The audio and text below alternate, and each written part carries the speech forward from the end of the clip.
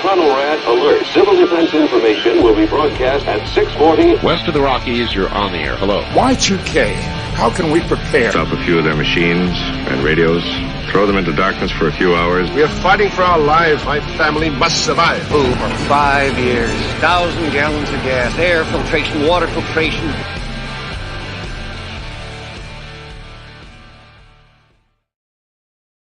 Coming at you from the frozen tundra that is East Central Alberta, Canada, streaming live on Facebook, YouTube, Twitter, Twitch, Rumble, and Odyssey.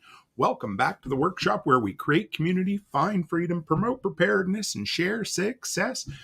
I am Toolman Tim, and this is episode 328 of Workshop Radio, and this is June 18th, 2023. No, June 22nd. How we doing?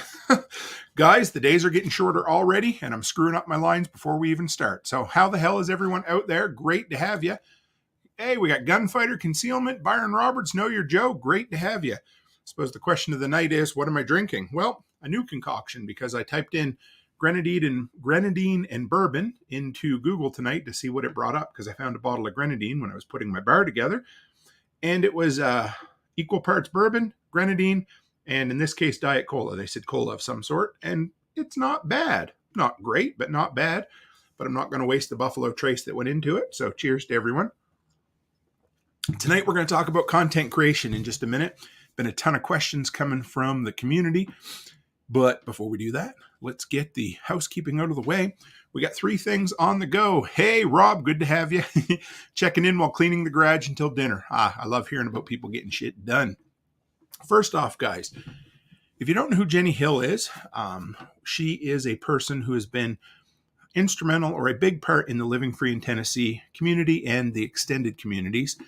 She's always been an encourager. She took a big leap of faith, moved away from the holler last year. Maybe it's 2 years ago now, I'm not sure. She's been doing as well as she can on her own, and she's suffering for some serious health problems, guys. Just, a friend of a friend, person I've met in person. Anyway, there's some pretty cool people behind the scenes that have been putting together an awesome auction for her. Links in the description, but we're going to do a 4-hour live stream, Nicole and I, with some other friends, July 2nd from 5 till 9 Eastern time or 3 to 7 Mountain. So keep an eye out. But if you want to bid on some cool stuff, including one set of the Workshop Silver Rounds, check that out. Number 2, our sponsor of the evening is my brother Joel from FortressK9.com. Check out the Production Dog podcast. This week, he was talking about finding your tribe, and that seems to be a theme going around all of our communities lately, because it is definitely something worth finding. And when you do, you'll be like, why did I wait so damn long? And finally, guys, I mentioned last week about Nicole Sauce's Homesteading Starter Pack. It's a pretty cool program. So I thought that I would bump it one more time this week before it started, but it launched last evening. So I missed it by a day. But Nicole sent me over a coupon. I've used Toolman. You'll save $200 off the whole thing, and you get access to all the pre-recorded webinars. There's only been one so far, but if you use the link in the description and use the code Toolman, save $200 off the whole price, which is kind of cool. Oh, and check this shirt out tonight, guys. It takes zero talent to hustle from Special Operations Equipment. John sends me so many shirts that I try my damnedest to make sure that I put them on so you guys can see them, but I'm usually just this discombobulated head floating here, so there is that. So anyway, I hope everybody's been doing great. We have been absolutely swamped here. It's been great. Just crazy for the better.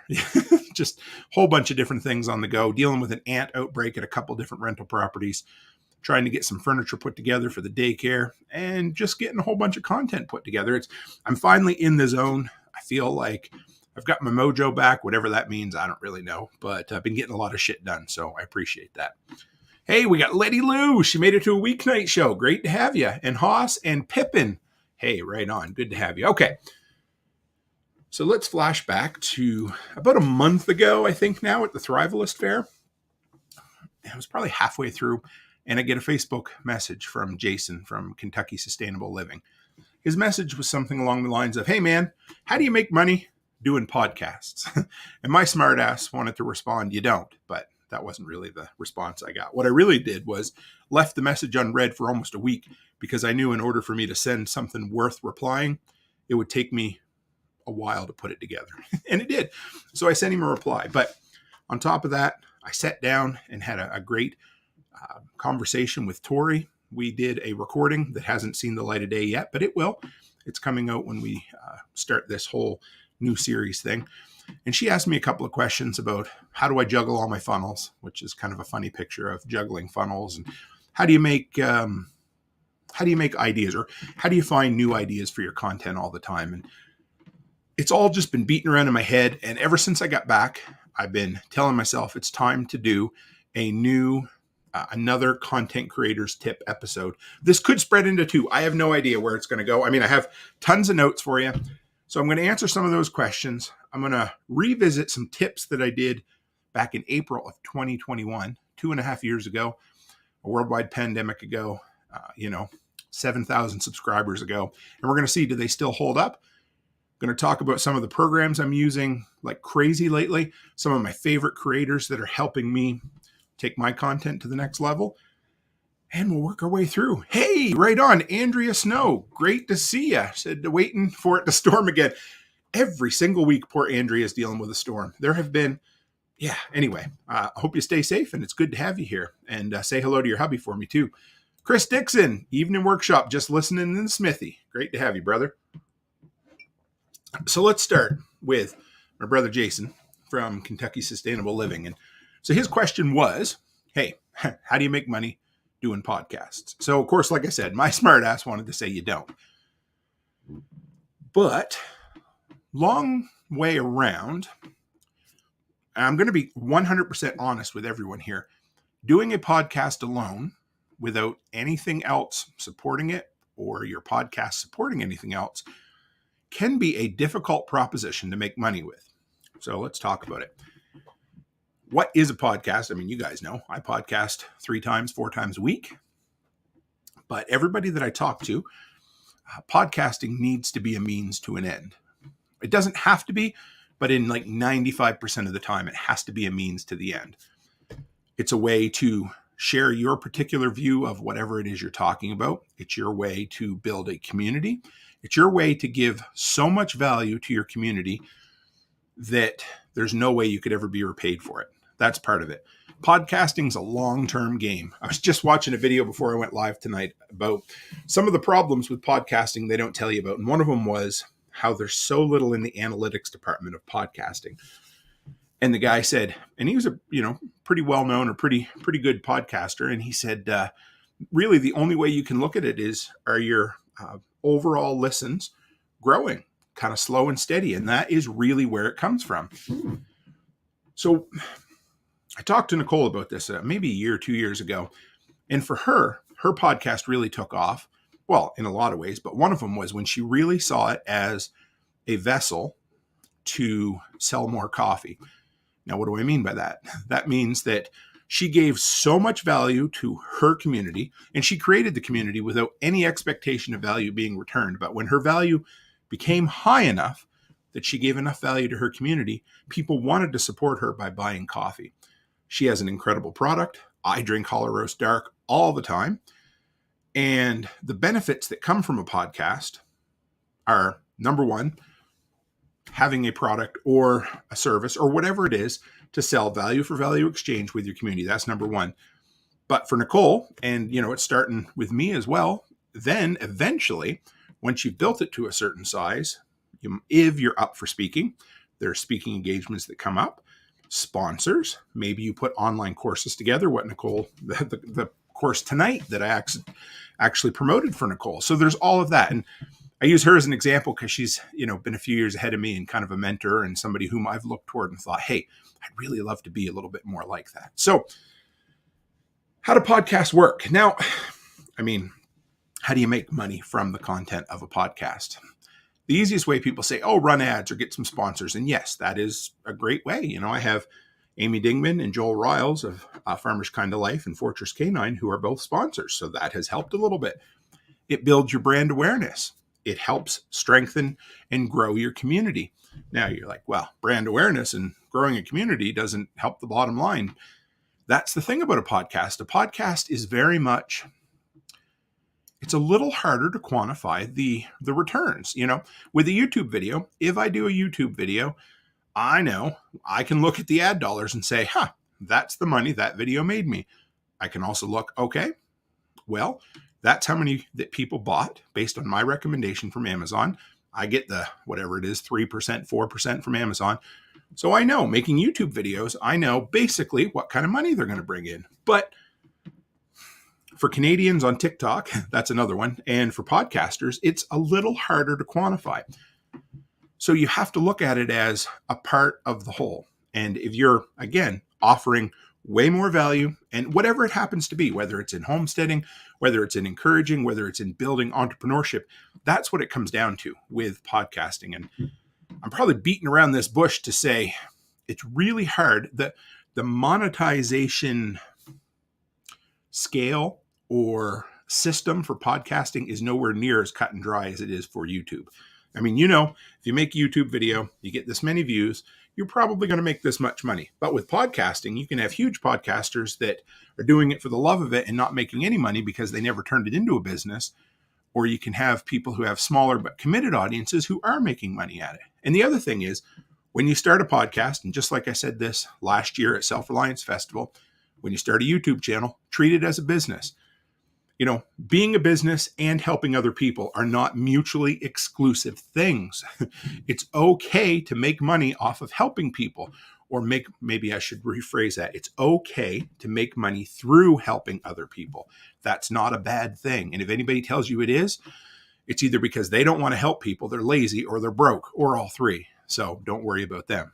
So for me at the moment with the podcast, sponsors, brand awareness, this one's pretty cool, but it's meeting incredible people who might just be the right person to lead me to another incredible person. Or it could be something like, hey, I'm going to reach out to Paul Wheaton's people. Then I get to sit down and talk to Paul Wheaton. Then I get to become an affiliate for Paul Wheaton, and I get to share some of his content. Like all of that, all of those things are circular. Whenever you go, I was watching a video today about how to grow your podcast. And again, it was when you go and you speak in front of audiences or talk to groups, that's one of the best ways to grow your podcast. Another, of course, is to get on other people's podcasts and have other people come on yours. For me, also, product affiliates, when you build an audience, when you have so many downloads, when you have a presence on both the podcast and YouTube feed, companies will reach out to you. And then you have to say, okay, what products am I willing to stand behind? What products am I willing to test out? And you also have to call it the way it is. If it's a piece of shit, you call it a piece of shit. Don't stake your name on something that you can't stand behind. And that's been tough. Not tough for me, but like pure transparency here. And Spags knows this. I told him this. When I wanted to get my hands on an EMP shield to learn about it. And I really had my doubts about the product before I started. And I dug into it a ton, looked at the testing behind it, talked to the people behind it, and it was something I was willing to back. So there's that. The silver. And the big one is the Patch of the Month Club. All of those things. But again, treat it like a business when you start. But as you go along, you have to realize that you're going to put all your value out there. And it takes a long time to see any return on that value. And that's okay. And if you never see return on the value, you got to be okay with that too. I'm not saying that's going to happen, because if you continue to help people and build a community and build an audience, then yes, eventually you'll find value from that. So that's a long ways to circle around the idea of a podcast is way harder to quantify than a YouTube channel. So I hope that helps. We're going to dig into more of the content creation thing. I also think that when I said a podcast alone is a very difficult proposition to both quantify and figure out whether or not you are making money from it or whether it makes you money. But I think it's a really big part of being a content creator if you're so inclined to do it. The main reason I jumped into podcasting was if I'd have stuck with YouTube, I probably would have given it all up eventually, because I love reviewing tools and short form content. But what I really like is being able to expand into a whole bunch of different topics and do a deep dive into a lot of this stuff. And that's why I love podcasting. Okay. The next one was from Tori. We all know Tori, the wandering ma. And she wanted to know, how do you keep track of all your funnels? And again, my smartass answer was, I don't. Now, by funnels, what do you mean? Well, one thing about making money from any content creation is you have to have multiple funnels bringing money in. Because if you're going to just rely on YouTube dollars, you're probably not going to do super well. Again, I talk about the spaghetti method. Throw things on the wall, see what sticks. Do more of the things that make you more money. Do none of the things that don't make you money. But I talk to people who have, I've got 8,000 subscribers, 8,200, something like that. And I talk to lots of people that have 50 and 75,000 subscribers who aren't anywhere close to where I already am with that. And again, it's from paying attention to your numbers, looking all the time. Okay, where can I improve? What can I do? Always looking for new ways to bring in money based on what you're already creating. For me, I made a list of them, and they kind of go up and down depending on the month. But YouTube, the first one most people can start with is Amazon affiliates. You can start with other ones. And I love Amazon affiliates because everybody uses Amazon. I don't always care for Amazon on everything they do, but if people are going to buy it and they want a way to support somebody, it's an easy win because you can get in at a lot smaller audience. They'll accept you, but also it's free. It doesn't cost anybody anything. They just use your link, they buy your product, and you're good. That's where review videos help as well. But so, some months YouTube dollars are a little higher. Some months Amazon affiliate dollars are a little bit higher, but both of those are there. Amazon affiliates are usually the first thing most people start with because the barrier to entry is lower. And then there's YouTube. Now, YouTube just lowered the barrier of entry for some things, but not for ad dollars yet. So there's that. Individual affiliate links. This was something I ignored for a long time when I started out. And I think if I went back, I think I probably would have spent a lot more time on individual affiliate links. And if you wonder what that is, that can be a lot of different things. But for me, one of them would be the EMP Shield. Another one would be the Batrix. It's products that you review that you can stand behind, that the company's like, hey, we'd love for you to share this code. And if you do, you'll get an affiliate commission from it. The cool thing is about individual products or dealing directly with the company is the percentages tend to be quite a bit higher. So, with Amazon, they're, kind of in that 3 to 4% range, but dealing with individual companies, it can be, 6, 8, 10, 15%, depending on the company. And high dollar items, of course, with better commissions do better, but you sell less of them. So, I've tried everything under the sun. Some things work better than others, but I really, if I were new, I would definitely spend a lot of energy on 2 or 3 products that I stand behind that companies are willing to give individual affiliate links for, and then figure out how to put those videos in front of the most people. Because I think, my opinion right now is that's probably the best bang for the buck for a brand new content creator is get an affiliate link for individual products that you spend time on. Okay, back up a little bit. Get affiliate links for individual products that you already use, that you love, that you already talk to people about, whether you're getting paid on the back end or not, if that makes sense. All of that. But for me, the biggest thing is always making sure that it's something that I'm willing to back or not promote, but show through a review video if it's something that I believe in, I guess is the proper term I'm looking for there. But I really do. I think that's probably the way to start. Haas, I'm going to star that, and I'm going to get back to you here in just a minute.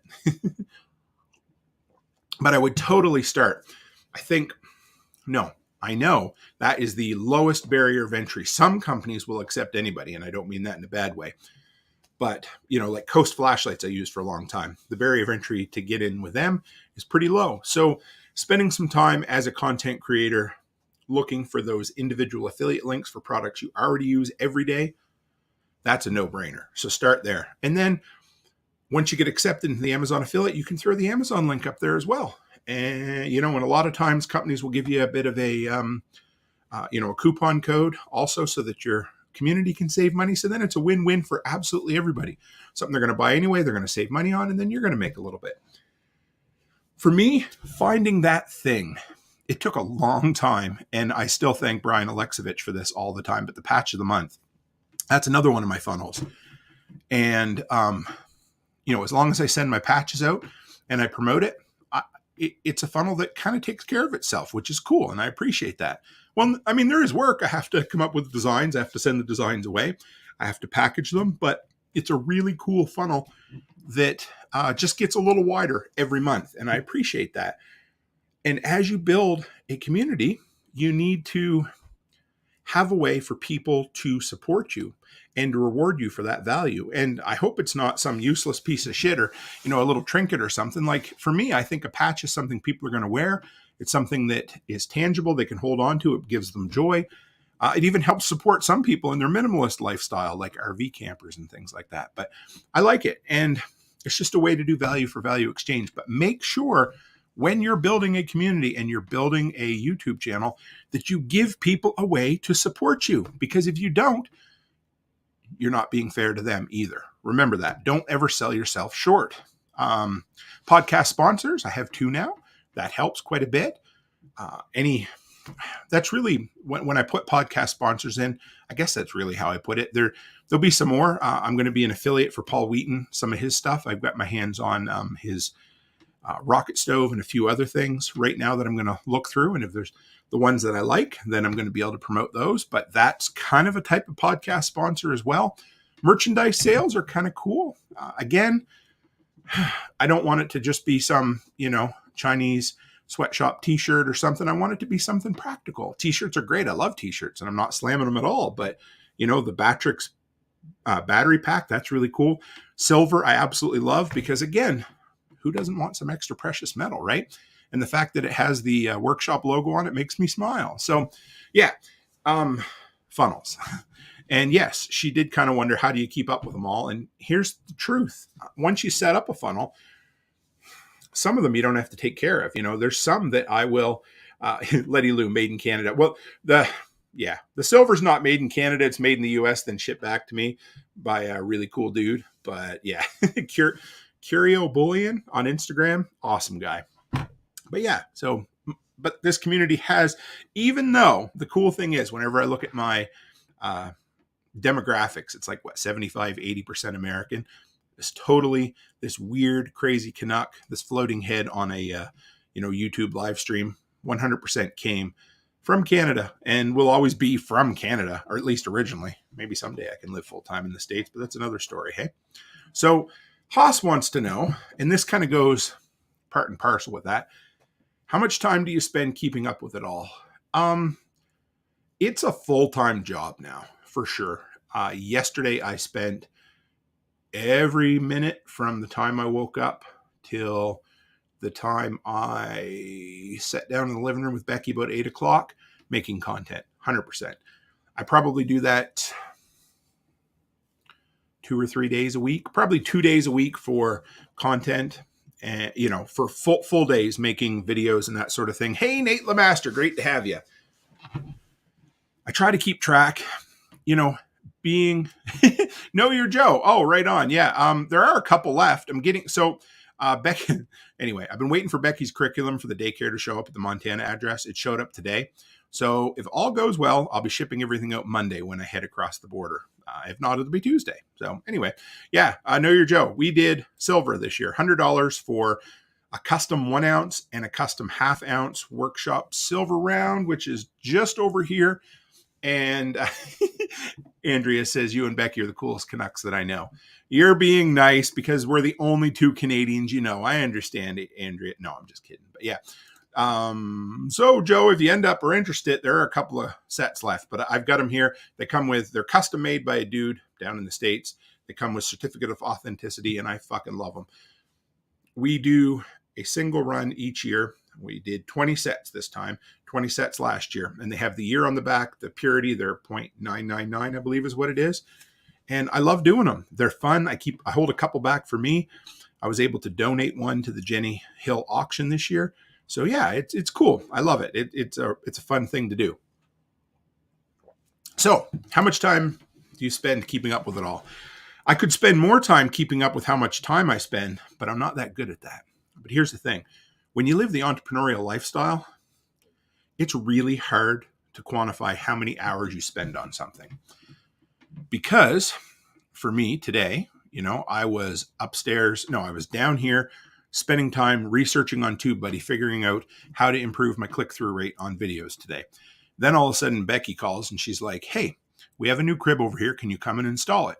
And I say, sure. So then I go over, I get 3 pieces of the crib put together, and all of a sudden the Orkin man shows up and he's like, hey, I wasn't supposed to be here till next month, but I'm here now. Can you please take me to all your properties that need to be sprayed for ants? So then I spend an hour and a half doing that. And in the meantime, I get a message from brother Sean Mills about a really cool business proposition. So I get on the horn, I deal with him. I go pick up my kids from school. I go back over to the daycare. I put together the crib, and then I come back down here to polish off the notes for tonight. So like I said, some days it can be really hard to figure out where your time is spent, but I definitely spend at least 40 hours a week on content, and it is paying off. It absolutely is. I told you guys, here, let's talk about this. I said by December 31st this year, I wanted to be making enough money from my content to be a full-time job. And I'm not sure if I've ever shared that number, but for me, that number was $4,000. So last month I made $3,100 and change from my content. Fucking close, right? 7 months before my goal. So I'm going to go back and find Mitch the bitch from TikTok. And when I hit that goal, I'm going to say hi to him again because, that's what anyway. So, but I say this so that everybody knows I want to be transparent with my goals. I want to hit these fucking goals every single time, and if I don't quite hit it at the end of the year, that's cool too, whatever. But that's from 7 or 8 different funnels being juggled all around here. And they all come into one thing because I love doing this. I love sitting down here in my newly renovated studio /shop /office that has my bar. Anyway, I'm going to give you guys a tour of that, but I love doing this because I love talking to you guys. I love building this community. And I'm so glad. A few things. I'm way off on a tangent tonight, guys, but I am so glad that I'm an anarchist. I'm so glad that I came up through the Jack Spirko School of Podcasting so that I realized, or so that he empowered me to believe that it's 100% okay to help other people and make money while you're doing it. And anybody who tells you otherwise is a liar.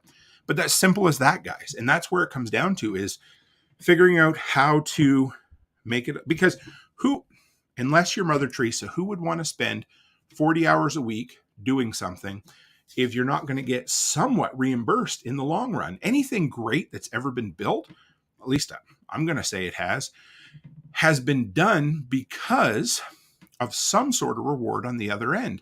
And the crazy thing about podcasting and YouTubing and content creation is you invest a ton up front. But the crazy thing is you only have X amount of hours in a day. So as you go along, you're here. If you're watching, if you're on audio, you're missing this. But when you first start, your time investment's way up here, and your money investment is actually negative because you spent a bunch of shit, right? But as time goes on, your time stays here because you only have so much time to invest. You might move it up a little bit. You might find an extra 5 or 10 hours a week to spend on it. But hopefully eventually, and the cool thing about content is eventually the time and the money balance out, and then eventually the money and the reward goes higher and higher. It's exponential. So, you're basically investing the time you can, maybe finding a little bit more as you go along, but eventually you hit the wall where you have to figure out, okay, what am I doing that's making money? What am I doing that's bringing a reward? And what am I doing that isn't? And then throw out the things that aren't. And you'll see, I'm not going to make it through all my notes tonight, guys. That's cool, though. There's so many things to talk about. But yeah, you will see that don't be married to anything. Be willing to change certain things as you go along. Because as long as your message doesn't change and as long as who you are doesn't change, the packaging, one of my favorite Canadian philosophers, Marshall McLuhan, talked about the medium is the message. So in other words, if you're back up. If your message is not packaged properly, so if it's not in the proper medium, it can't be digested by the people that need to see it. So you're doing your message a disservice by not packaging it properly. There. Know Your Joe says, how many different platforms do you produce content for or involved with? How long has it taken from ground zero to reach your content financial goals? February 2020 is when I started. So we are 3.5 years into this. I try to function stack. I try to make sure that I make content and it goes every place I can. So tonight, for instance, we are live. Here's how it goes. And try to figure out how to make these things as redundant or hands-off as you can, right? So for instance, tonight, when we're done, this is how it goes. I put, probably 4 hours into tonight's script. That's more than some and less than others. So there's that. But okay. So how many platforms? How does it go? Tonight, we are streaming on YouTube, Facebook, Twitter, Twitch, Rumble, and Odyssey. So if you have all that set up properly, I only have to do that once. I'm streaming here. StreamYard takes care of everything else. Also, tonight, we are streaming live on the Prepper Broadcast Network. My Thursday show also goes on the Prepper Broadcast Network. Now, all of these happened over time. Nothing happened, at once, right? Hey, Twitch checking in. I was just thinking the other day, I feel so bad for the guys over on Twitch. I've done nothing to grow Twitch. I get my reports and I get like 1, 2, or 3 streamers over there at a time. But I do appreciate you guys. I absolutely do. So all across the board, it's there, right? When I'm done, because I stream to most of those platforms or to all those platforms, they're there. I discovered I get way more eyeballs if I stream live to Rumble than if I just let the live stream go there later on. So there's that. Okay, so we stream. It goes to all the places. When I'm done, it also uploads automatically to the Prepper Broadcast Network podcast feed. Now I have my Spotify, which used to be Anchor, podcasting app open in the background. All the notes, which were copy and pasted from all the different platforms, are in there waiting for me. When I'm done, I go, usually while I'm chatting, because when you're done with a guest, you usually chat with someone afterwards, because I like to talk to people. You hit download audio. It takes about 5 minutes for that audio to download. I upload the audio to Spotify. I hit publish, and I go upstairs, and I sit on my ass, and I chat with my wife. So by the time I'm done live streaming with you tonight, within 10 to 15 minutes of finishing my live, it is on all the platforms, including audio, and I don't have to think about it again until I get up in the morning and I copy and paste. I come up with a decent post for social. And what I do is I post it first in Twitter, because Twitter is the only one with character restrictions. And I know if it'll work in Twitter, it'll work everywhere. And then I copy and paste it to all my different social platforms, which right now are Facebook, Instagram, Twitter, Freesteading, NOSTR, and MeWe. Those are the ones. So there's that. So yeah, function stack.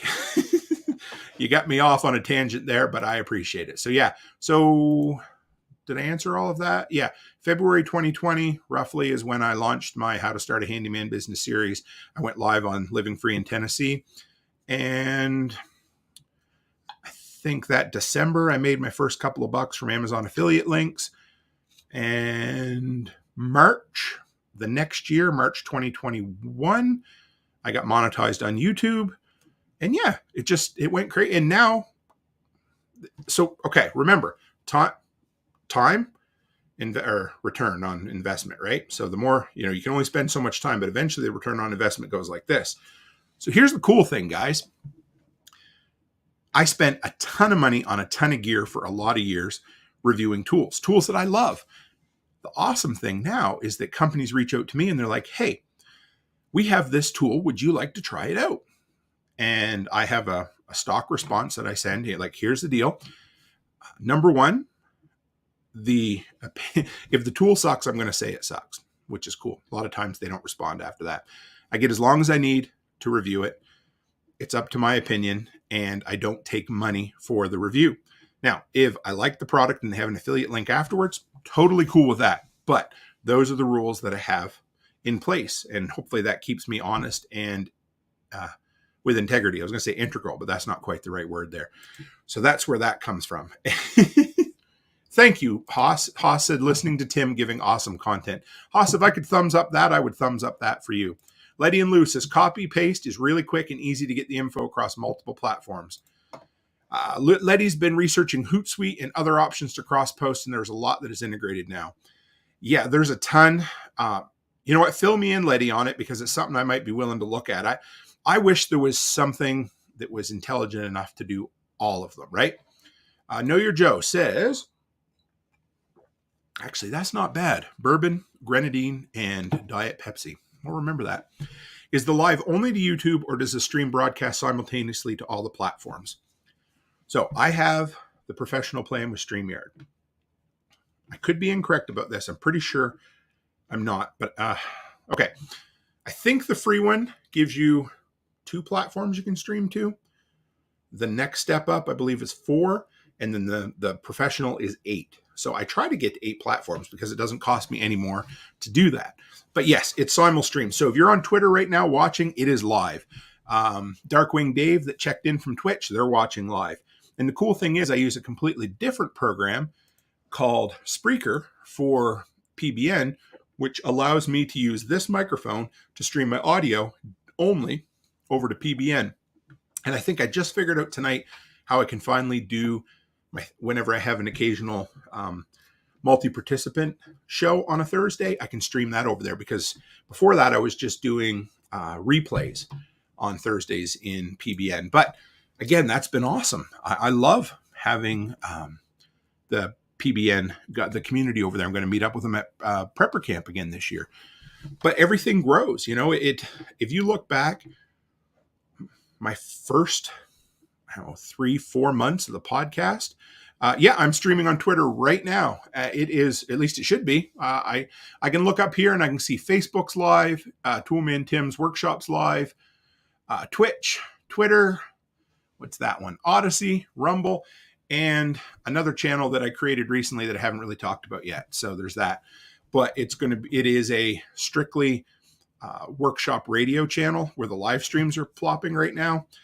Remember how I told you that sometimes we need to not be married to a certain idea? I've been toying with the idea of separating the workshop radio lives from my review channel. I'm not sure if I'm going to do that yet. I was 100% convinced I was going to a couple of weeks ago, and then all the metrics on the live stream started going through the roof. I don't know. Anyway, whole bunch of things to talk about there, but again, don't be married to one idea, but when things are working, keep them. But also don't be afraid to lose progress to go forward, if that makes sense. Sometimes you have to screw things up a little bit. Or my good friend Phil Robertson always said, you got to make a mess to fix a mess, right? So there's that. Where'd my notes go? Lost them that fast. So So content ideas. How do I come up with content ideas? At this point, it's not that difficult, but when you start, it can be. This was another question from Tori. For me, I've said it many times, it's this phone right here. I keep a notepad in my phone that says ideas, or it may not even say ideas. It just may be a random idea that I come up with. I'm driving, I hit microphone, I go, hey, I think we should talk about how they made barrels in the 1900s or whatever, and you know what? 80% of what I write down never sees the light of day. But if there's a day where my brain's just not working and it feels like I'm just not inspired, I go through that list and I'm like, oh shit, Tim, your brain did come up with something really good recently. So keep a notepad of video ideas on file, write everything down, no matter how dumb you think they might be, because they might be dumb. And 10% of them are probably the worst ideas ever. 80% of them are like, meh, they'll do on a slow day. And 10% are your gold. But you get quality through quantity, I think. At least that's what I found. I wanted to go back up here right quick because I missed one. I see PA Prepper in here. He says, we have time, but none to lose. Make it count. Exactly. Invest in the things that mean the most to you and will bring you the most return, and whatever your definition of return happens to be. 17 live streamers in here tonight, guys. I love it. Thank you very much. We almost hit 30 the other night with Becky and I. We did the For those who missed it, we did a very neon colored, how do you want to put that? It was an 80s and 90s throwback day for sure. All out of bourbon. That's okay. Know Your Joe says, how long did it take before companies reached out to work with you? As well, about how many videos did you produce in that time frame? I'm going to guess. I'll be close, but I'm not sure. The first company that reached out to me was actually somebody who was loosely connected to another community that I know. And they worked for a tool company who sent me a care package. And I wasn't, they always said you can't say who it was or what it was for. You can say it's from the company. But that was so exciting. I loved that. The next one was Coast Flashlights. I reached out to them and I said, hey, I would like to be an affiliate. And they got back to me and they said, we'd like to have you as an affiliate. What can we send you to test out? And I'm like, oh, cool. I love Coast Flashlights. So that was about 18 months ago. So I would say it was a solid year and a half to 2 years in. Now this is personal experience. Your mileage may vary, but probably, so I can tell you one thing that I know for sure. The minute I hit 5,000 subscribers, Chinese companies that sell on Amazon started reaching out to me in droves. I almost had none before that. And then all of a sudden, a ton of them hit me up. So I would say around 5,000 subscribers is when companies really started reaching out to me. Before that, other than one or two, it was me reaching out to companies saying, hey, I'd like to work with you. What can you do for me? And they would say, hey, yeah, we can do affiliate. And here's a couple of cool products. I'd like to I'll show you my workbench. I have a massive pile of stuff out there. And it's getting to the point where when my brother-in-law comes in now, a couple of days ago, I got some sound meters in the mail. Here you go, Barrett. Here's an extra sound meter for you. Before that, it was an extra multimeter. So it's kind of cool. I appreciate it. And we're going to figure out eventually, there's enough of this stuff coming in that I'm going to start shipping things out and doing giveaways and stuff because, it doesn't do me any good just sitting around here. But it's cool. It's really exciting. Like I remember telling Becky, I love generators. And you guys remember the jokes about me going to the States and buying generators. Well, the cool thing is that, I've got a 2,200 watt inverter generator coming from PowerMax right now, PowerSmart, who sent me that the 500 watt power station a little while ago. So that's coming. Working on a really cool solar power battery bank system from a company that is going to be massive. I'm excited about this. It's fun because I get to test out stuff that I never would have been able to test out and I never would have been able to or wouldn't have been willing to spend money on yet. And it's exciting. So yeah, I would say there's a real benchmark when you hit 5,000 subscribers as a reviewer for whatever reason, and then people start reaching out to you, which is kind of cool. But another one of my points is subscribers don't matter unless they do matter. So we'll talk about that in a few minutes too. You're like, what the hell is Tim talking about? I have no idea, but no, it's kind of true. So, all right. So great content ideas. Where do I get them? I don't think my ideas are great all the time, but some of the things I've tried have really worked and that gets exciting for me. It makes me want to do more of them. But like I said, keep a notepad.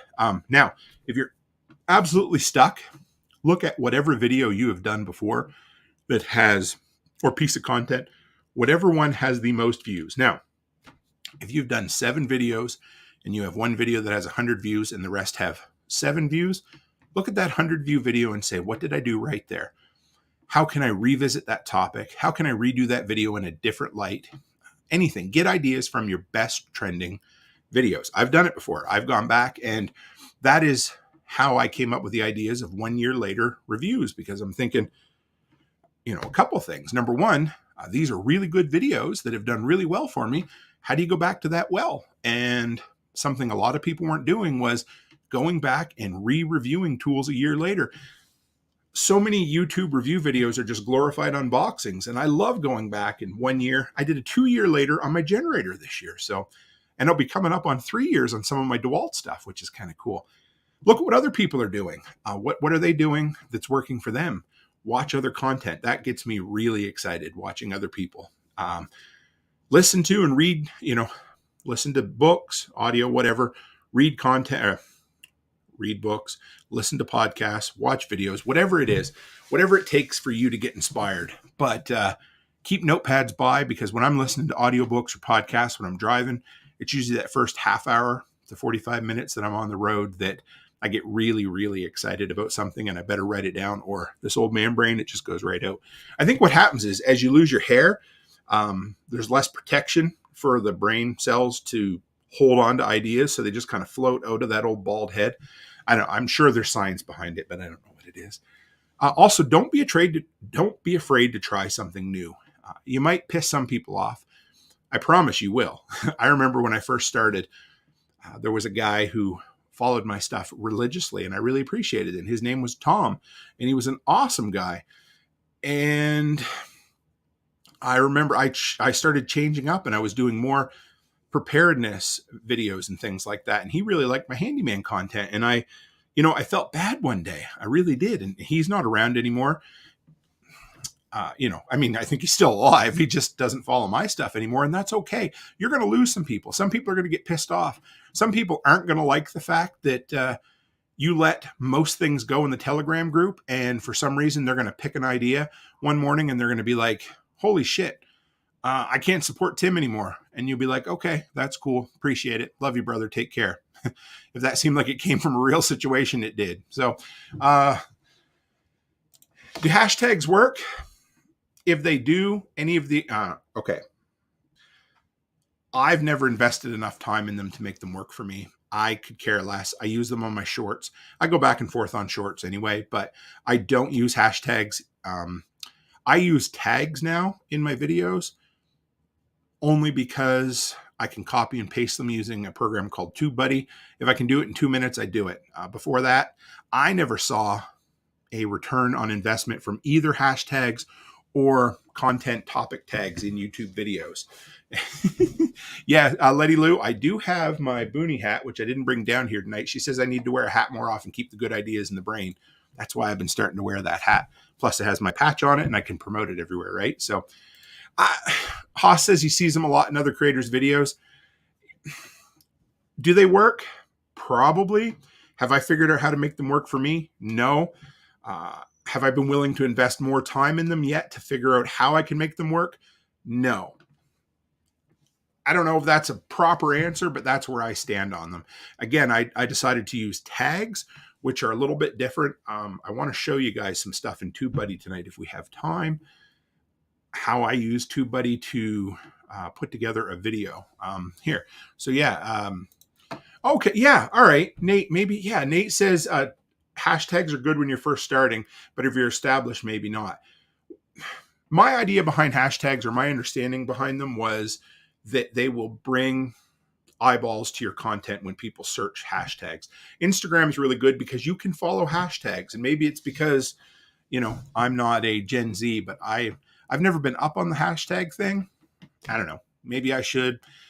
Here's the other thing. You could lose a lot of sleep thinking about what could you be doing, but instead just be doing something and trying to improve. And that old adage of, 1% better every day, or improving something from every video. If you're not doing that, you're never going to succeed. You're never going to find your version of success in content creation, because if you just keep doing the same thing week in and week out, number one, I'd be bored. But number two, you're never going to get any better. Nate says it always looked like the pound sign to me. Absolutely. The old pound sign on the push button phone. But so there it is, I guess. Okay, I'm going to save some of these tips. We'll see where we end up. I want to go to some of the programs I'm using right now, guys, that are working really well for me.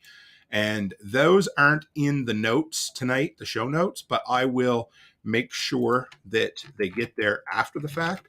So let me just move my notes around while I'm talking completely out loud and randomly to you. Okay, there we go. So what do we got here? Letty says TikTok and Instagram have a lot of hashtags. It can be overwhelming.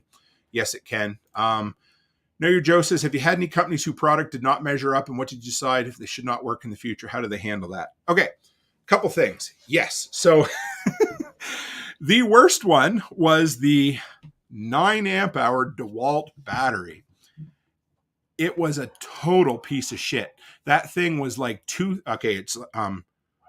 it's a third the price of all the other. Okay, back up a little bit. Let me fill you in. So I've used knockoff DeWalt batteries. The Whately brand I really love. Chicken Hawk turned me on to them, and they've been good to me ever since. So a company reached out to me, and they're like, hey, Tim, here's our 9 amp hour flex volt DeWalt knockoff. We'd love for you to review it. And again, I give them my line. Hey, guess what? If it's a piece of crap, I'm going to tell people it's a piece of crap, so you better be okay with that. And it's gotten to the point now, which is kind of cool, is if I think something's a bit of a piece of crap, I don't even respond to the email at this point. I got one the other day for this mini hedge trimmer that looked like it was either a torture device or it would fall apart the first time I tried to use it. I didn't respond, which, I probably would have responded in the past because it would have given me some more content at least. But anyway, so if you want to see it, look up the FlexVolt knockoff battery. I tore that thing to shreds. It wasn't even a 6 amp hour battery. It got me 1.5 million views on TikTok, but I was absolutely honest about it. If you want to see, here, I'll give you another up-to-date example. So you guys know I've really loved Cat brand products. So what have I used that I liked? Their socks, their ratchet straps, and their power cube. I really love the power cube that has the compressor and everything built in. They reached out to me and they said, hey, we'd love to send you some products. They sent me a stand-up battery charger, like one of those you'd see in an old garage that rolls around. That hasn't even come out of the box yet. But what has is the battery pack, the little lithium ion booster pack. So I started that with my truck. And if you watch this video, it just came out yesterday, actually. If you watch the video, it's not filmed. You don't see it in the order I actually did it in real life. So the first thing I tested was on my truck, and it didn't work on my truck. It said it was supposed to work on V8s, but it didn't work on my truck. A V8 5.7 liter, I believe. So for the hell of it, I went and tried my old dump truck, which I knew it wouldn't, but it didn't. So at that point, I went down and I talked to Becky, actually. I said, hun, this thing, thank you, Chuck. I appreciate you. Okay. So here's what I did. I went down and I said to Becky, I said, and this is so you guys can see the process I go through. I said, hun, this sucks because I really hoped this product would be really good. And I said, what do I do?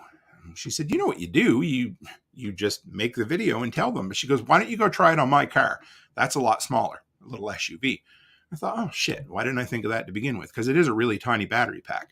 So I wanted to find a use case for it, to be honest. So in the end, when you watch that video, you will see it boosted Becky's little Ford.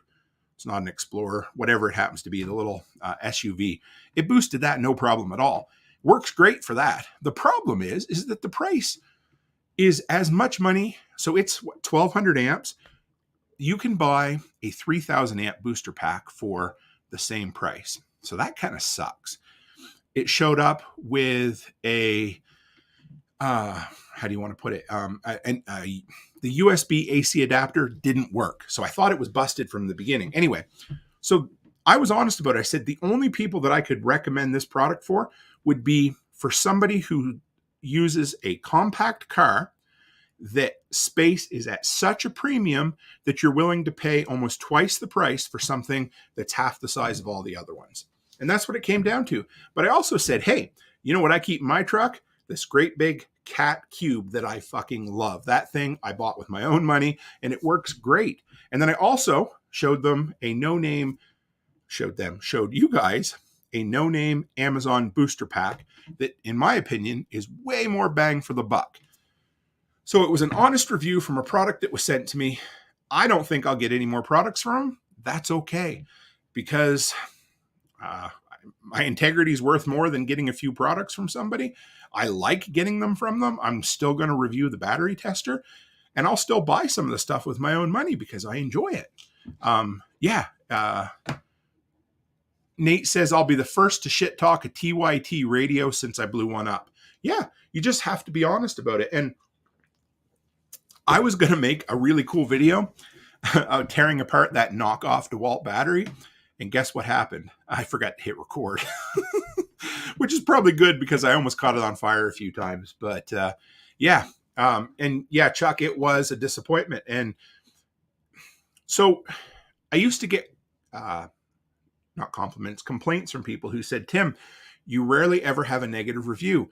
I think you're bullshitting. And the reason is because I spent so much time reviewing products ahead of time or researching them that I rarely bought something that I knew I wouldn't be happy with. You're probably going to see some more reviews where it's like, shit, this thing's not very good, because as companies do send things to me, you're going to see that. And I'll be honest with you. And again, if it's a shitty product, it's going to get a shitty review. Simple as that. All right. So I want to share with you guys. First off, all right, let's go here. I've got a few YouTube channels that I've been watching a lot of that are incredible. There's stuff that I've learned from them that I wish I'd learned 3 years ago.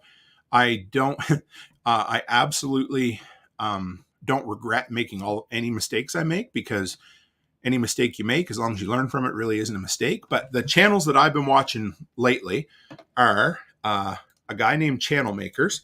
He's got 200,000 to 300,000. I'm going to post these links in the description here, guys. Actually, I'm going to do one better. Since earlier tonight, I was smart enough to share my screen. Let's go here, entire screen, right there, share. There you go, guys. So for those of you on the audio, I'll still try to explain to you, but this is what I want to share with you guys as we go along. So these are some of the resources that I've been using recently that have helped me immensely to improve my content. Channel Makers, this guy is awesome. His name's Nate. You'll know one thing, all these guys also have something in the background where they offer better training, that sort of thing. So he does a deep dive where he'll look at a ton of different people's metrics and say, okay, this is what you can put in a thumbnail to make it better. And they'll break down how the human eye reads from the left to the right. You'll notice my thumbnails have been completely redesigned recently. Know Your Joe says Channel Makers has some good content. He's awesome. And again, you have to find the people that you learn best from. But you'll notice a lot of these guys are like, kind of middle-aged guys, or, maybe a little on the young side, but that's what they are. And because you learn best a lot of times from the people that you already kind of know. So anyway, Channel Makers is friggin' awesome. I love them. He works really hard. He was really open about his anxiety and depression that he had for a while as well. He talks about storytelling a lot. And he has kind of clickbaity thumbnails, which a lot of people do. I hope that audio didn't just start playing there for you guys. I apologize if it did. Channel Makers is one. Pat Flynn, this guy. So I've been doing, hey, Moon Bear, great to have you. I love interviewing people, and I want to be as good an interviewer as Joe Rogan, or I want to be the best fucking interviewer in the entire world. So I always work at becoming better at interviewing. And okay, good. Thanks, Joe. I appreciate you. That's good. It'd be worse. The audio is going to be worse for the people listening on Purple Broadcast Network because it's all they get. So I apologize. But anyway, we're good. Okay. Pat Flynn, this guy's awesome. He does a lot more on the podcast end of things. He's really good about talking about interviews, interview concepts, collaborations. Just a really cool dude.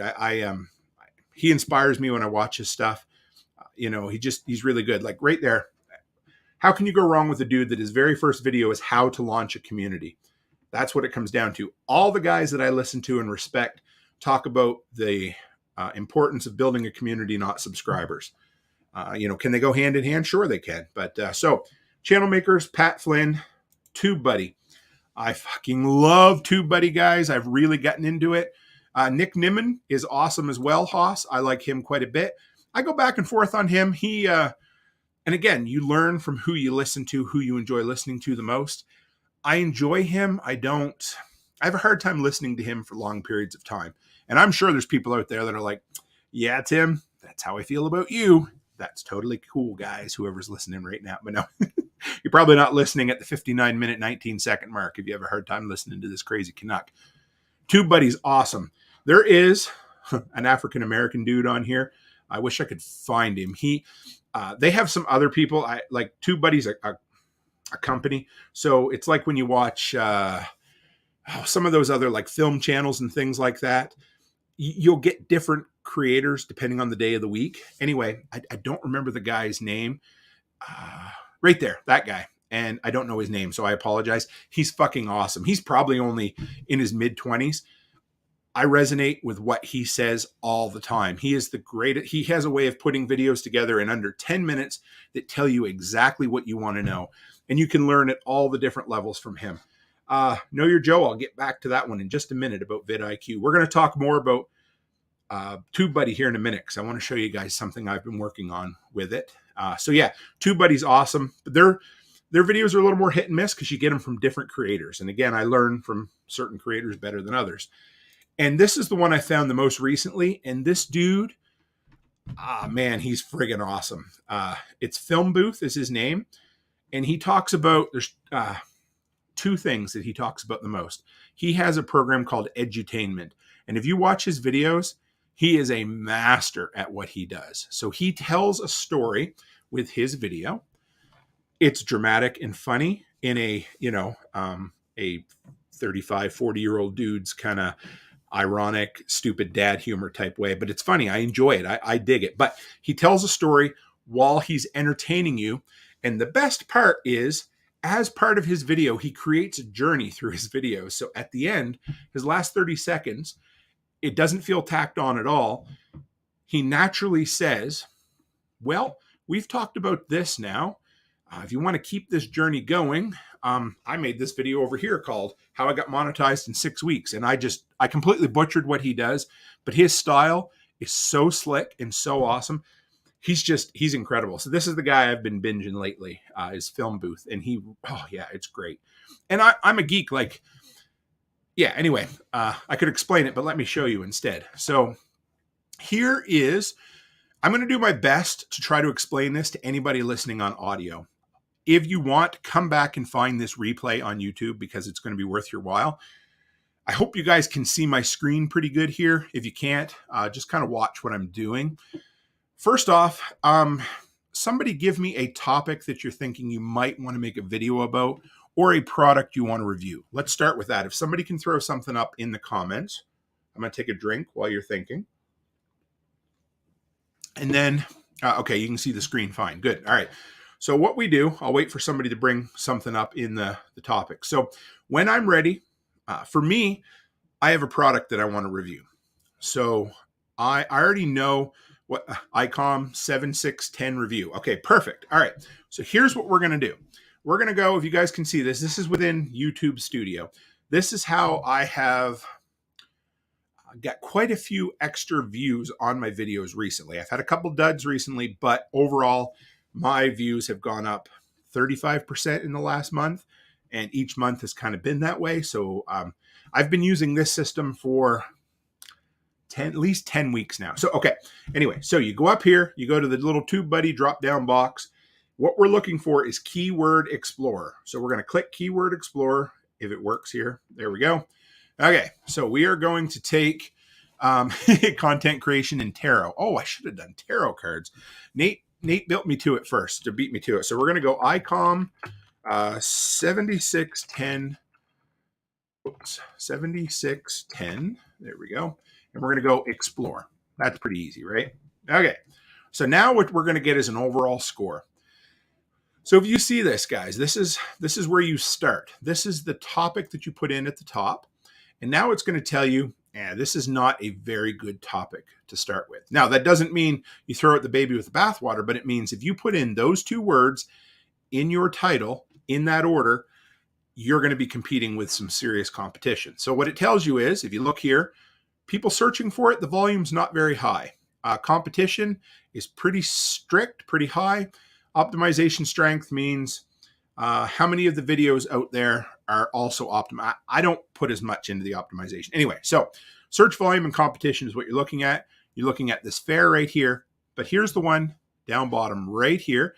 So if you look right there, it says, okay, do you see, if I were to do a video right now on ICOM 7610, the first page of search results, so I believe it's the first 20 search results, in order to be on that page, the lowest viewed video is 207 views, okay? Now, if you look right there, Mine says 112 views. My average video in the first 7 days gets 112 views on reviews. My channel's built that most of my videos trend long-term and do fairly well. Anyway, right now, 112. So that means that I'm not going to get on the front page anytime soon. So let's add, I don't know, ham radio review. See what happens now. So ICOM 7610 ham radio review. Is that the way somebody would type that into YouTube? I don't know, but we're going to try it and we're going to see if now it's spinning its wheels because I think I'm trying to do too many things at once. I apologize, guys, if this doesn't quite work the way I wanted it to. We may have to do another live stream of this later on when, all right, let's try this again. Maybe it's, okay, well, while we're waiting for it to load, what I will show you is over here, you can see YouTube. That will show you how well that term is trending recently.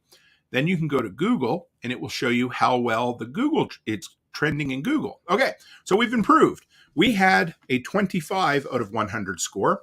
Now we have a 39. And yes, you're probably right, Nate. Now we have a 39 out of 100 out there. And again, I would have to have 112 207 to make it on the first page of search results. So this is the process I take. So let's see. Real. So let's go ICOM 710 radio, real world use. I don't know. Let's try that and see what happens. And as you can see over here, 38%. So whatever. So now we're going to go over, if you go over on the side, it will give you related searches that also work. So this one here is ICOM, oh, that's 7,300. That doesn't work. So this is a very specific, let's say, okay, well, we're going to do a review, but we're also going to include the Mars mod into it. So let's see if that one's a little bit better. So then we go in there and we're working our way up. So what you're going to do is you're going to work your way around a review video until you find a topic that is prime for exploitation. And when I mean exploitation, I mean the place that your channel is right now can get benefit from this. So let's go back here. Aaron says, do we even have enough drinks for this? I know it's going to get confusing, but I wanted to show you guys so that maybe, I could shortcut this learning process for a lot of other people. Simply what you do is you type in the term you want to talk about, and then you work your way through until you find that gem. I kind of 75% or higher. I'm like, yes, that'll work.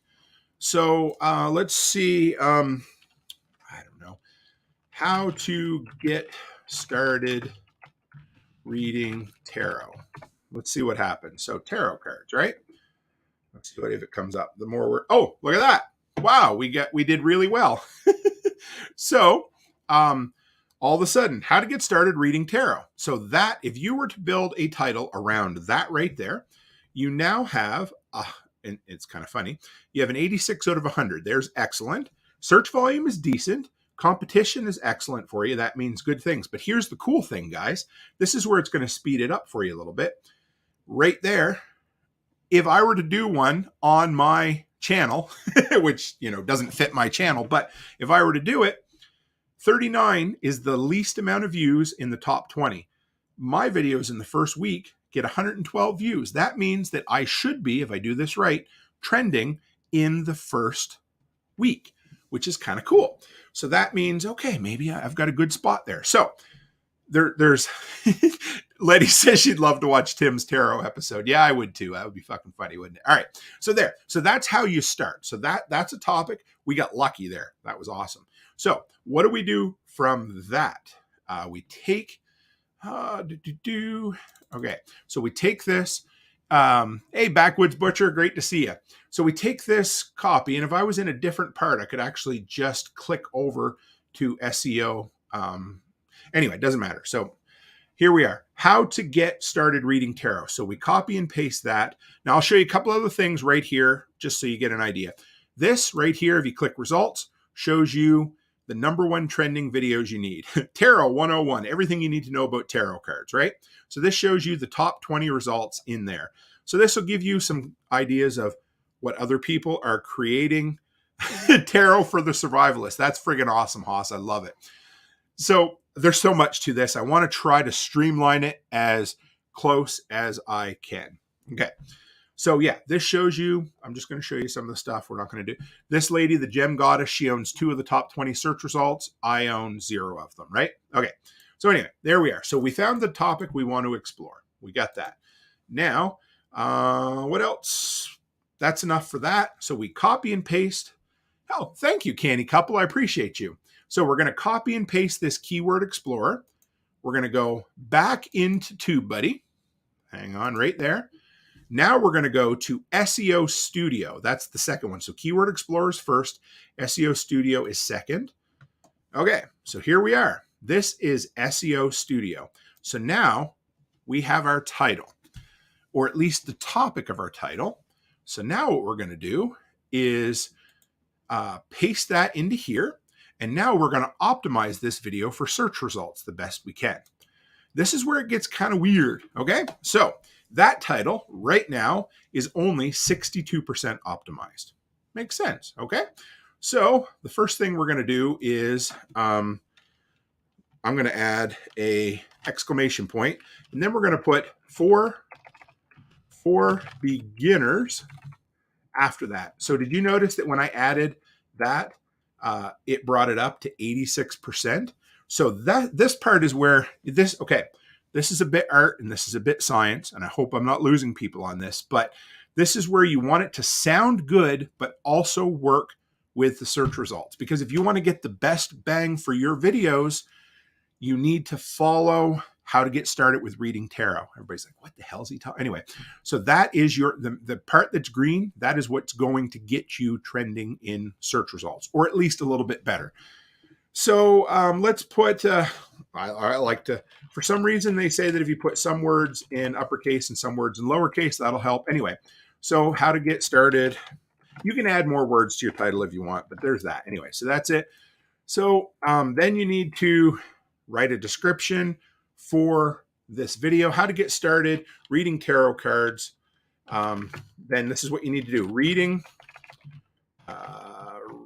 Reading tarot cards can be for beginners, that sort of thing. Okay, so whoops, I put tarot cards.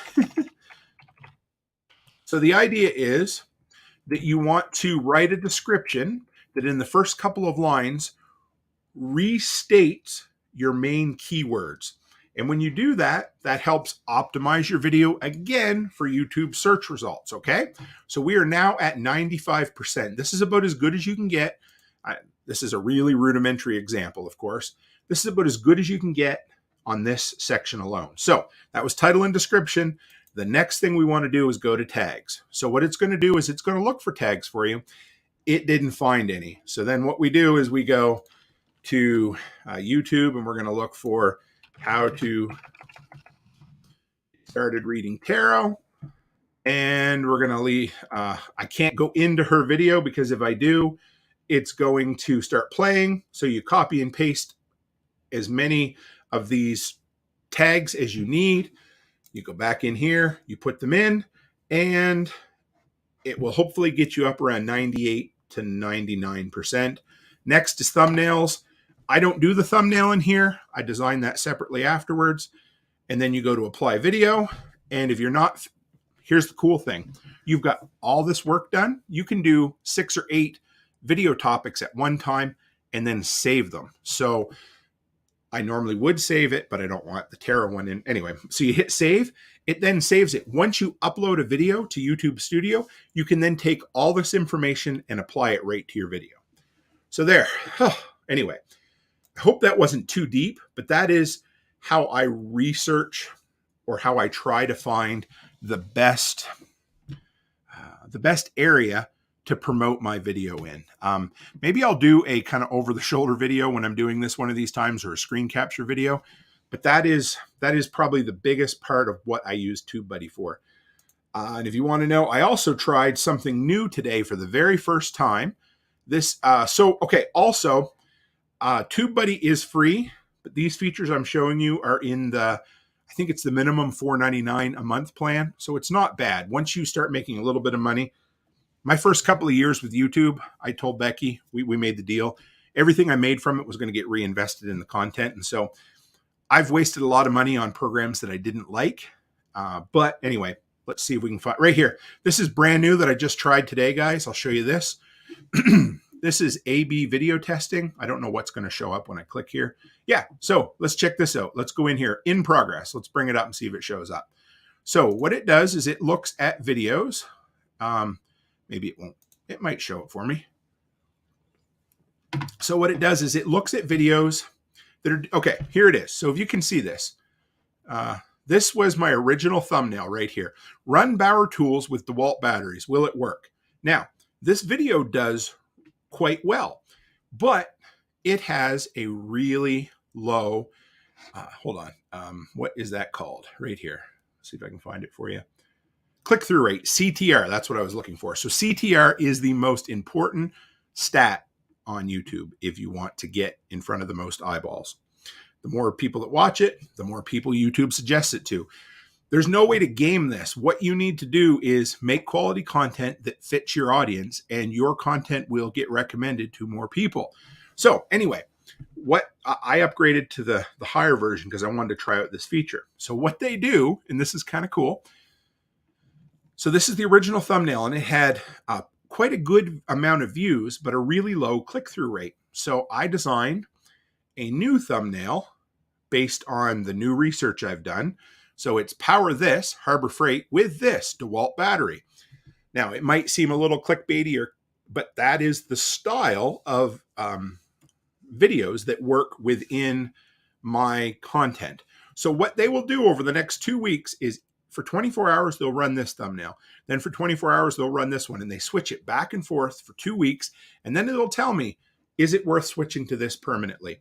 So what I've been able to do is go back and revitalize some of my really well-built videos that I didn't do them the proper service by giving them the right medium, if that makes sense. So yeah. All right. I didn't even touch. I have like 30 tips here that we will save for the next video. We're not finished yet though, guys. If you're good to go a little longer, I wanted to share with you the programs that I'm using and a little bit of the gear. So let's go back up to solo layout for a minute. There we are.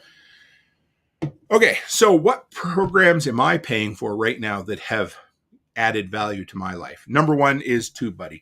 I would start with the $5 plan. There's two things that $5 plan does that makes it worth its weight in gold. Number one was exactly what I just showed you, video research. Once you learn the system, it doesn't take as long as you think. The other cool thing is I have like 600, well, it was over 700. I just took a bunch of videos off my channel. So anyway, around 600 videos right now. Say all of a sudden my Facebook link changed or whatever. At one time I can't remember. Anyway, it doesn't matter, but say one of those changed, right? Or my float, when float shut down, I no longer had a need for a float link. So what TubeBuddy will do is it will search all 600 of my videos. It will find where my float link is, and it will delete it if I tell it to do that. Or more importantly, what I like to do is about once a year, I go through and I update every single video in my catalog with all of my up-to-date links. TubeBuddy does all that. Think about how many hours that would take to do that manually. TubeBuddy can do it in like 10 minutes. So those two features alone. Now for thumbnails, now remember for 3 years, guys, I did absolutely everything on my iPhone and with bottom of the barrel, lapel mic. What did I use? Lapel mic, phone, and a cheap tripod and a cheap podcast mic. Now I've recently upgraded almost everything because everything died at once. Eventually you have to decide if you want to or not. But it's pretty cool, Nate. I like that feature quite a bit. Okay, so TubeBuddy, I pay. It's definitely worth the $5 when you're ready to do it. I don't remember what Canva is worth, but Canva is worth its weight in gold. That it makes. You need to learn how to use it. Both those thumbnails you guys saw there. Let me bring this back up for a minute. Both those thumbnails you saw were both designed in Canva. I've just learned how to use Canva a lot better to make something like this. It's worth, I had apps that I used. I think I recommended one to Brian quite a while ago on my phone, but I was never able to replicate the quality like I can with Canva. And Canva works on your phone just as easily as it works in the browser. So I've recently, probably over the last 6 months, switched to 99% PC editing. So I have switched from using iMovie or CapCut. There it is. So it's $129 a year for Canva. I think if I remember correctly, they usually have a Black Friday sale. So I will probably look for a yearly deal at Black Friday. I think I pay monthly right now. I can't remember what it is. Anyway, but it's worth it for me for sure. But Canva's a little expensive, so I wouldn't say go out and do that tomorrow, because there's tons of free programs out there that will absolutely work for you for years. And they did for me. Or I had like a $5 a month subscription on my iPhone for a thumbnail program, and then they changed it and I got pissed off. Finally tried Canva and I friggin' love it. Yeah. Oh, and Letty says it integrates with various socials, which is cool. Okay. What do I edit on? I use Filmora, Wondershare's Filmora. So is Canva? No, you know what? Let's, hey, this is my show. We can do what we want, can't we? Let me bring up Canva right quick here for you guys. You guys get to see the, what's the word for it? The real-time evolution of some of my thumbnails here. So here is what Canva looks like. Let's get rid of, there it is. You can do tons of things with Canva. I just happen to only do thumbnails with them because that's what I've used them for. I also designed a Patch of the Month subscription club in there. So you go back further and you'll see there's some, I hope I don't give away any of my patches. There's some old patches. There was a snow removal poster we tried. Something I tried for Man Tracker. These were coffee labels that we did for Canadian Coffee Company that really isn't a thing anymore because what did I say? Try things that work, don't do things that don't work. And so I don't do them anymore. You know what? Let's go in and design a thumbnail real quick.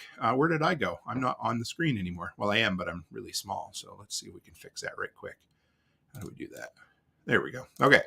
So today, for instance, I went in and I'm really working on my brand presentation a little bit, but here's this. So I use a combination of a few things, but there is a program on my browser. It's free online that will, oh yeah, that's right. Canva there's a free version of Canva, which I started with for a long time. So I use a program where I pull images off of like Amazon, and then it makes it a transparent background. So then I can bring it in here and move it around. Then I add a little, an outline shadow to it. I add a little bit of blur to it. A lot of times I'll take like these pictures in the background. I'll find them through Google Image or something and I'll blur them out so that you're not actually using an image. Or I've been using the AI image generator a lot. And for some reason, the contrasting red arrows work really well in review videos. So I use them. Don't be shy about that kind of thing.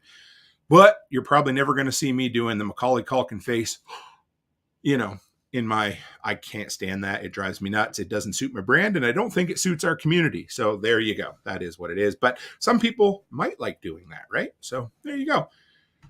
So yeah, I love Canva. I use Filmora for editing now. That I think has a little bit of a monthly fee as well. I'm looking at buying it yearly. I've been just waiting. Okay, Nate says the coffee thing did not go. It's not that it didn't go. It's that sometimes you have to kind of let things go. I could have spent a shit ton of time on it to make it work, and I decided not to. It's still there right now. I'm probably, what I would like to do at some point soon is probably just do like a single brand white labeled with maybe a fellow content creator that has a coffee company out there. Enough said for the time being, but you have to simplify, right? There's so many things that you can lose your time in that you have to find out. I could white label with somebody with a single brand of a coffee that I tested and really like, and probably make as much money or more for almost no work. So that's where it comes down to, you just have to decide. And here's the other thing, and I hope people never, I don't know what the word for it is, judge me on this, but you'll notice that I throw a shit ton of stuff out there all the time. I always get excited about new ideas. And part of that is, again, it's that spaghetti method. You throw a bunch of things out and see what sticks. You find out what you fall in love with. You find out the things that work for you. And the things that don't, you just stop doing them. So if something disappears and you're like, why did Tim stop that? It's probably because it wasn't working or it didn't bring the return on investment. And if you see something that I just stopped doing and you're like, frig, I'd love to do that, message me. You can have it. I'd love to see it succeed. That's just how it is, right? So that's what Nate says. Totally agree. We have a ton of irons in the fire and not too much to show for it. Well, first off, I would say you guys have an incredible podcast that's showing quite well for itself. And you have yourself an Etsy store that's there, and I hope it's doing okay, but you've created it. So yeah, there. And he says, we're finally finding things that are working. Exactly. You got to try a lot of things to find what works for you. And that's what's really cool about it. So Filmora. Yeah, I love Filmora. The problem is I bought a stupid refurbished HP computer a year and a half ago to live stream from, and it's perfect for live streaming. And I figured that's all I'd ever do on it, but it's not very good for editing. This computer is just slow and sloggy for anything other than live streaming. And so I think I'm going to build a PC, which I haven't done in a few years, but I think I can build one for a pretty good price, $800 or $900, that will do all of the editing I need to do. So, gradually upgrade. I started with a single little shitty monitor here in the middle, and then I upgraded, and now I have two really nice curved monitors, and eventually I'm going to have a third one over here. But right now, this is my recycled monitor on this side. So there's that. My microphone lifted up. It's now a Blue Yeti. It used to be just it was still a really big purchase at the time. It was an $80 podcast mic that I bought a year before I started podcasting. So you upgrade as you go along. But yeah, so Filmora, and we talked about StreamYard earlier. There's nothing, you could not, I don't know. I don't think you could convince me to use any other program right now other than StreamYard, because it's so dead simple and they just keep adding and adding and adding features that absolutely work. I know your Joe says, I've decided to go with DaVinci Resolve, free version and a paid upgrade available. It is not subscription based. One-time fee for advanced version. Basic version is very complete. I really wish that companies would offer a purchase as opposed to a subscription based. It really drives me nuts, especially growing up in the 90s and 2000s when subscription software wasn't a thing. But there is what it is, right? LumaFusion for Nate says they use LumaFusion for their iPad. I used Luma for a while and I liked it. And he said DaVinci come out on iPad. And Nate says we use a laptop with a 24-inch monitor as our screen share when I live stream the radio stuff. So it's all about figuring out what works for you. I did a lot of how do I put it? Higher end stuff tonight. I don't want you to think you have to spend a lot of money on any of this, because it all starts with whatever you have and whatever you can make do. You start making content and then you see where it goes from there. I originally just used, I didn't even have a tripod. It was just this stupid iPhone. I leaned it up against a wall and I talked into that microphone. And you know what? It worked to get me started. Because once you get started, you kind of create momentum and you keep going. Then I bought a shotgun mic that didn't work. And then I bought, it was a fine lapel mic that I had to get an adapter to plug into my iPhone. And it didn't work. But it wasn't because it didn't work. It's because my garage door opener was interfering. You've heard that story. So then I finally figured it out. And then I went to that. So I used that for well over 2 years. And I finally decided that it was time to upgrade that. And so I went to a wireless Rode Wireless Go 2. And it is, I love it. I made a mistake buying it because I bought the individual one that is only good for one person, or you hold it between two people. I thought I could upgrade. You can't. So I don't know what I'm going to do there. But, so there is that. I finally had to upgrade my tripod this year. It was still only a $40 tripod I bought, but I broke my old, I don't know, was it $8 or $18? I can't remember. But Letty Lou says, the subscription for Microsoft Office killed me when I got a new laptop. I've been using Becky's Office 365 that she has through her college. She's taken her course in, and I hate it. It's awful. The only reason I've been using it is my open office is broken and it just randomly crashes. Could I fix that? I probably could. But I really, I do not like the web-based Microsoft Office. It's awful. Moonbear, you are right. Subscriptions are like HOAs. Nobody ain't got no time for that shit. So anyway, yeah. Those were the updates for the hardware this year, but you don't have to start there.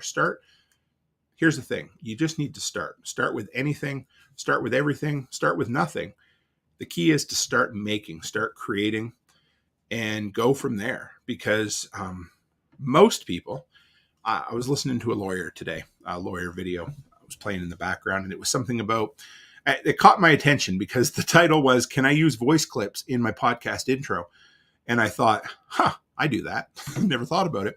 And it was a typical lawyer response. It said, it depends, and it depends on your risk tolerance. That's really, I don't, sorry, I love you, Matt, and I'm sure you're not this way, but every lawyer I've ever talked to, their answers are always, it depends, and it depends on what your risk tolerance is. And I can't tell you if it's legal or not. Anyway, I'm done. But anyway, so this guy, same thing he said.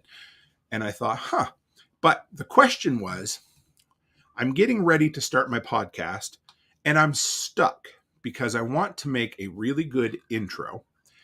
And I've been so worried that somebody's going to sue me if I use clips from well-known celebrities. It was like 1 to 3 second sound bites from people. And this guy wasn't creating his podcast because of that, because of some pie in the sky idea that somebody's going to hear his shitty little podcast that nobody's listening to, not even his mother, and they're going to sue him and take everything he has.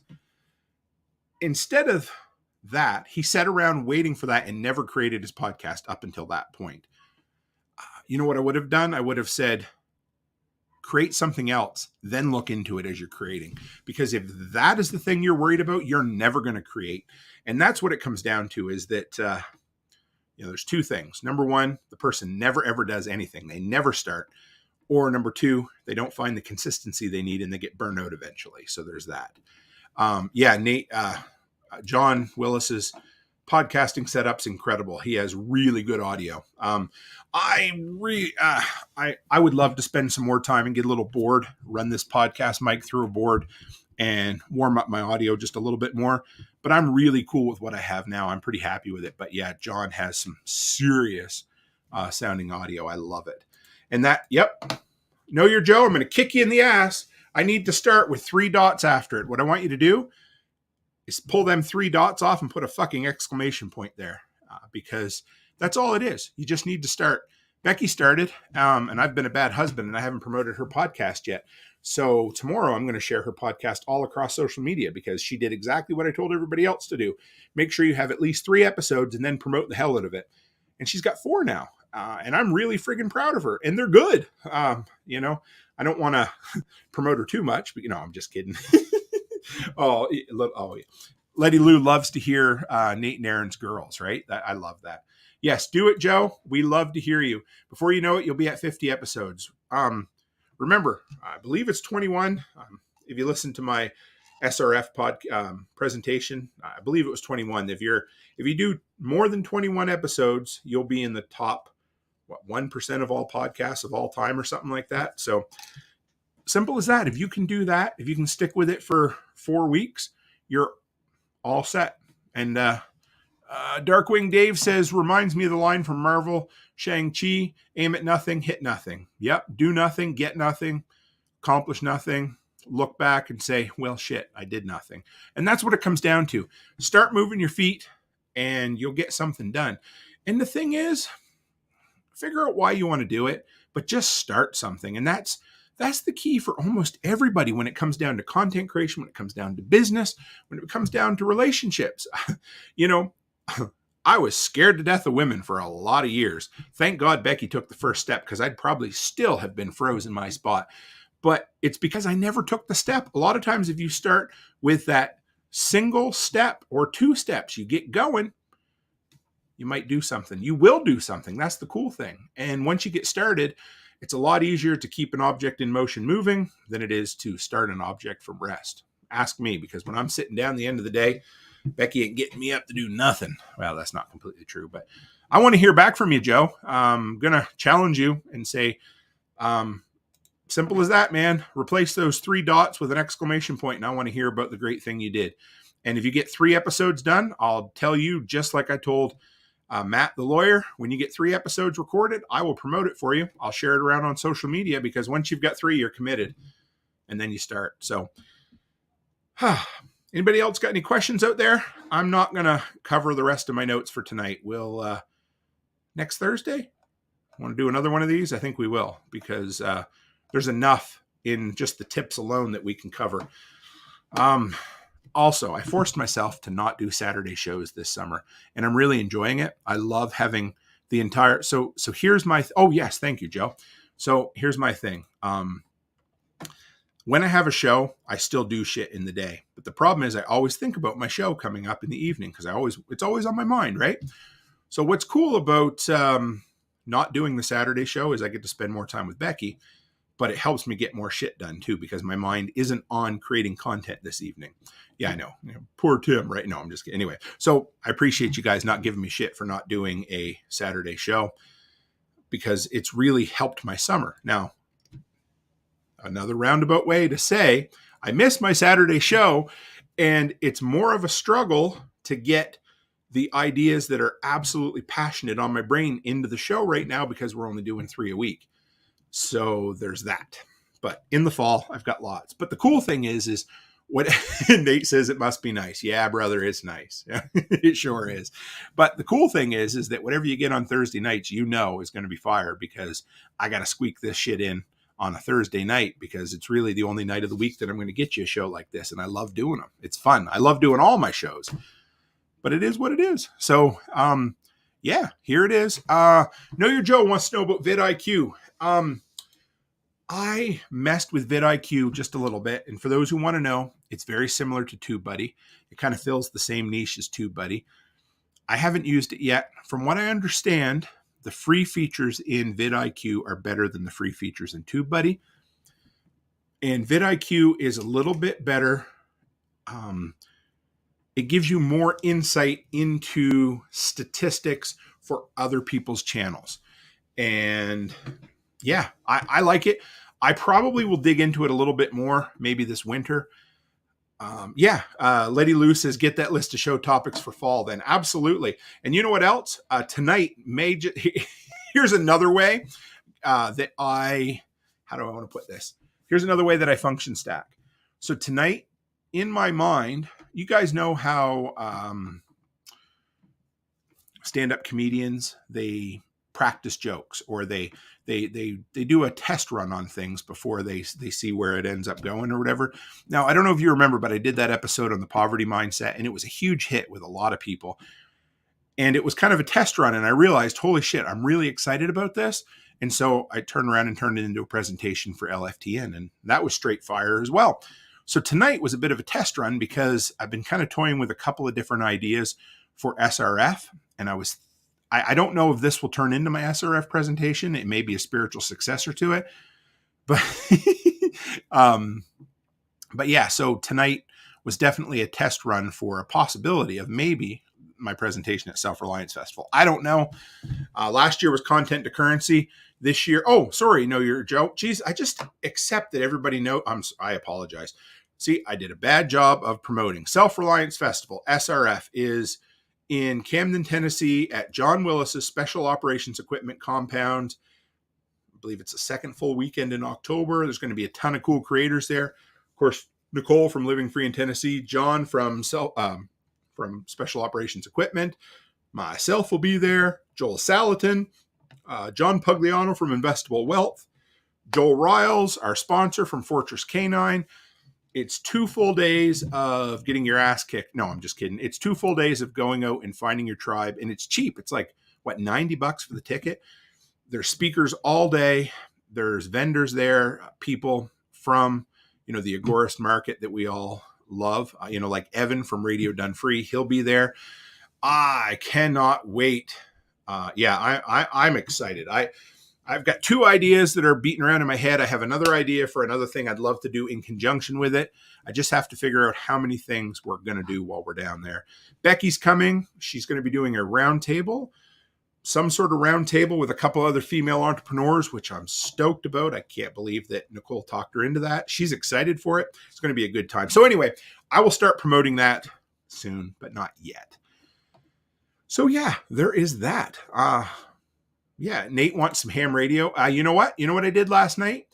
I laid in bed and I played with my shortwave radio. You thought I was going somewhere else, didn't you? Oh yeah, Letty Lou says they're $75 through August 1st. I mean, what can you get for $75? I'm just going to put it out there. I believe it was last week I ran the Self-Reliance Festival live stream. Maybe it was 2 weeks ago.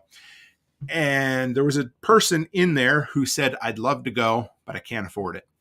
And I was thinking, well, I'm going to call them out on this. And because number one, 75 can be a lot of money for some people. And I get that totally. But I told the person, I said, here's the deal. If you'll run my table for half a day, I will pay your entrance to Self-Reliance Festival. And I said, all you have to do is reach out to me. That was 2 weeks ago. I haven't heard from them. So people make excuses for making excuses. And I get it. And I'm not slamming anybody, but I'm just saying that's what I offered. Try to remove the excuse and people will find another excuse. So remove your 3 dots, put an exclamation point, take 2 steps, start making your fucking content and get out there and get it going. So guys, I love you. I love episodes like this. I appreciate the fact that you're willing to come and hang out with me. And to be the bearer of bad news, tonight is going to be shorter than last night because last night was the longest day of daylight in 2023. So we're on the downhill slope now, guys. I appreciate your love, Haas. I appreciate you all out there. And as always, stay happy, stay healthy, and have a great week.